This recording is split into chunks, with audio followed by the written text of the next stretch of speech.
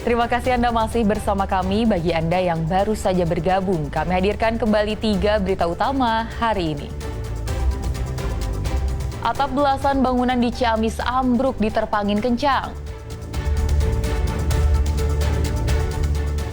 Hari Raya Idul Adha tinggal menghitung hari, namun penjualan hewan kurban masih rendah.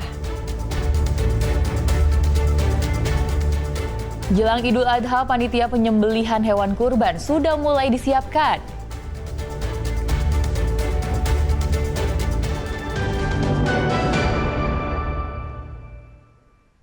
Upacara hari kelahiran Pancasila di Kota Banjar diwarnai dengan sejumlah peserta yang jatuh pingsan. Para pelajar mengaku lemas karena belum sarapan pagi.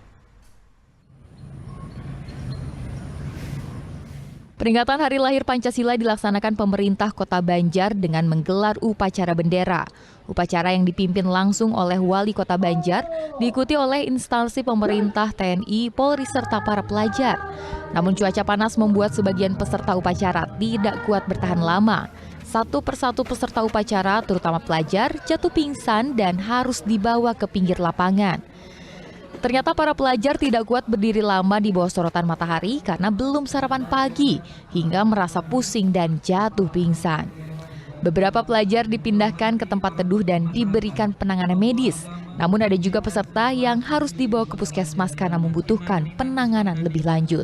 Kebanyakan sebagian tadi ada yang belum sarapan, terus memang kelelahan. Mungkin liburan terlalu panjang anak-anaknya. Ada berapa orang, Kang? Ada kurang lebih 7 orang, yang satu pingsan dulu tadi, yang 1 orang ada yang sakit perut, sebagian ya agak pening-pening, pusing. Penanganan paling dikasih obat dulu. Tadi ada yang pingsan mengeluh mual, kasih obat lambung. Sementara itu, upacara peringatan Hari Lahir Pancasila berlangsung secara hikmat. Eko Setiabudi melaporkan dari Kota Banjar.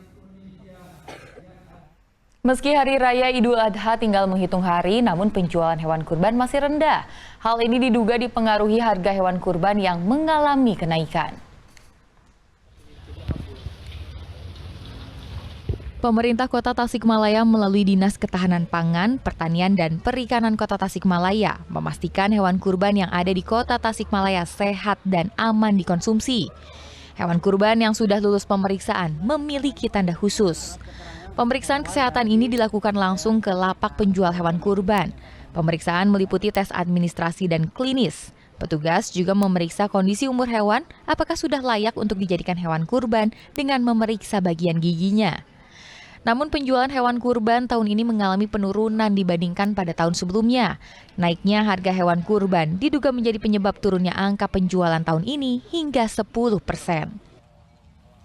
Untuk tahun ini sebetulnya ada penurunan dibanding tahun sebelumnya, karena ternyata di lapangan juga bukan karena pembelinya yang berkurang, tapi ternyata mudohinya juga ya, penitip sahamnya di beberapa tempat itu ternyata berkurang. Yang tadinya biasanya beli 11, ini baru 7, ada yang biasanya 4 ekor, 3 ekor. Jadi ternyata di tempat-tempat yang biasa beli ke kita itu memang sedang menurun. Pelanggannya memang sedang menurun. Saham mudohi ya. Ya, mudohi. Mungkin penyebabnya karena ekonomi atau? Nah, itu salah satu faktor. Kita juga mungkin ya lagi merasakan ya posisi itu ya. Wali Kota juga memeriksa rumah pemotongan hewan yang siap menjual sekaligus memotong hewan kurban dengan cara modern di mana hewannya diperlakukan secara baik. Banyak sih yang menjual hewan kurban kayak gini-gini kan banyak. Pokoknya kita periksa. Kan saya sudah membentuk tim itu per kecamatan nanti datang ke masing-masing lokasi yang akan melaksanakan hewan kurban. 20 titik. Oh, 20 titik Pak datang. Dari hasil pemeriksaan, Pemkot memastikan hewan kurban yang ada di Kota Tasikmalaya aman dan terbebas dari penyakit mulut dan kuku. Eko Setiabudi melaporkan dari Tasikmalaya. Menjelang Hari Raya Idul Adha 1446 Hijriah, paguyuban kurban di Pangandaran telah melakukan berbagai persiapan mulai dari lokasi penyembelihan hingga pembentukan panitia penyembelihan kurban. Beberapa hari jelang Hari Raya Idul Adha, paguyuban Kurban Al-Islah di Desa Ciganjeng, Kecamatan Padaherang, Kabupaten Pangandaran telah terlihat sibuk. Mereka mulai mempersiapkan sejumlah kebutuhan selama pelaksanaan kurban. Persiapan meliputi lokasi penyembelihan, kerangkeng untuk sapi, plastik, talenan, timbangan, mesin pemotong tulang, dan peralatan lainnya. Sebanyak 113 orang dilibatkan dalam kegiatan ini dengan tugas berbeda, mulai dari persiapan hewan, penyembelihan, hingga pendistribusian daging kepada warga. Tahun ini jumlah hewan kurban yang disembelih meningkat dibanding tahun sebelumnya. Tahun ini panitia akan menyembelih 11 ekor sapi. Kita kerjakan kurang lebih 113 orang yang terlibat langsung dalam penyembelihan ini. Dari mulai ringkus sapi, sisit sapi, sembelih, terus tukang timbang, godok jeroan, sama cuci jeroan itu masing-masing terpisah. Berjalan berapa tahun?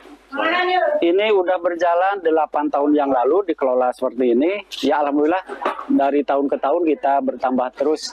Dan sekarang alhamdulillah yang ya terbanyak lah, alhamdulillah, mudah-mudahan ke depan lebih banyak lagi yang mempercayakan ke kita. Panitia penyembelihan hewan kurban memastikan bahwa penyembelihan mengutamakan kebersihan, kesehatan hewan, dan mematuhi syariat Islam serta regulasi yang berlaku. Eko Setiabudi melaporkan dari Pangandaran.